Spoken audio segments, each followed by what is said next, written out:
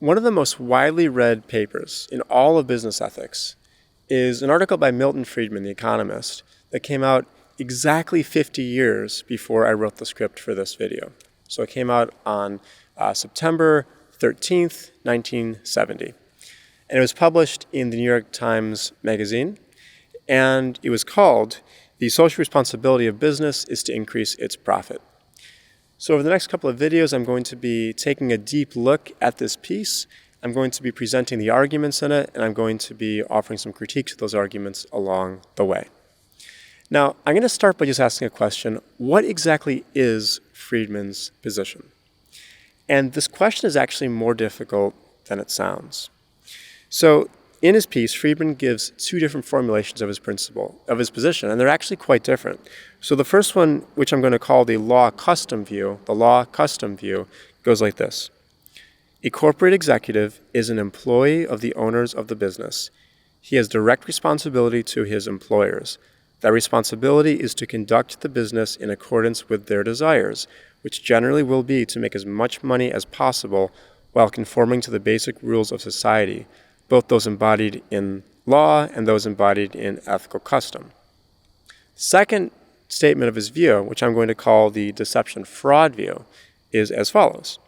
There is one and only one social responsibility of business: to use its resources and engage in activities designed to increase its profits, so long as it stays within the rules of the game, which is to say, engages in open and free competition without deception or fraud. Now, what I want to talk about now is how are these positions similar to each other and how are they different from one another?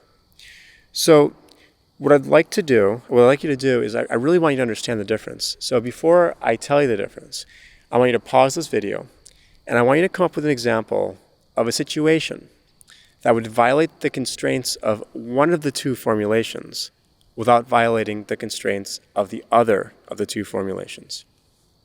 And then once you figure that out, continue the video. All right, so here's an example. Imagine that a restaurant owner has just moved into a new city. And in this city, everything is controlled by the mob. So if you want to run a restaurant, you have to pay protection money to the mob. Let's assume that everybody knows this. So there's no deception going on in the case of the business owner. There's also no fraud going on because the business owner is not really engaging in fraud. They're just, paying sort of a protection racket. They're just paying money. But what they're doing is illegal. So they're violating one of the constraints, the constraint against breaking the law, but they're not violating the other constraint, the constraint against engaging in deception or fraud. So in the formulation of Friedman's view that says that you have to maximize profits, except when doing that will violate the law, you shouldn't do it. You shouldn't pay the protection money. But if instead what you're doing is you're looking at the formulation of Friedman's view that says maximize profits, except when doing so would engage in deception or fraud, there you should maximize profits. So these two formulations of his view actually are substantively different, which leads to the question, what exactly is Friedman's view? So there's a business ethicist by the name of Sean McAleer. And what he argues is that Friedman's view is actually as follows. It's actually, you should make a profit, you should pursue profit, except in cases where doing that will break the law. And you might think that that's at odds with both formulations of his principle, but the way that you can think about it is like this. Friedman says don't engage in deception or fraud in one formulation. Another formulation, Friedman says don't violate the law or ethical custom. And a question you can ask is, do these constraints create legal? Are they pointing to legal constraints or are they pointing to extra legal constraints? In other words, is he telling you to do things that go beyond what the law says or to stay within what the law says? Is he saying don't violate laws against deception or fraud? Or is he saying don't violate deception or fraud even when it's legal to engage in those things? Is he saying don't violate ethical custom even when it's legal to violate ethical custom? Or is he saying don't violate ethical custom to the extent that ethical custom is found in the law? And what McAleer is saying is that the most reasonable interpretation of Friedman's actual view is that he's saying don't violate those things to the extent that those things are found in the law.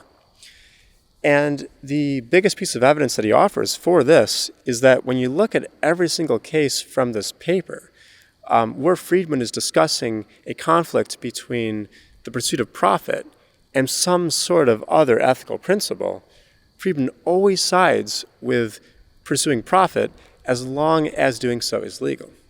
So for example, one case that Friedman talks about is environmental protections. So when you pollute, you harm individuals. It's not just that you fail to benefit them, you actually cause them harms. You can cause, cancer, you can cause all sorts of different things based on how you pollute.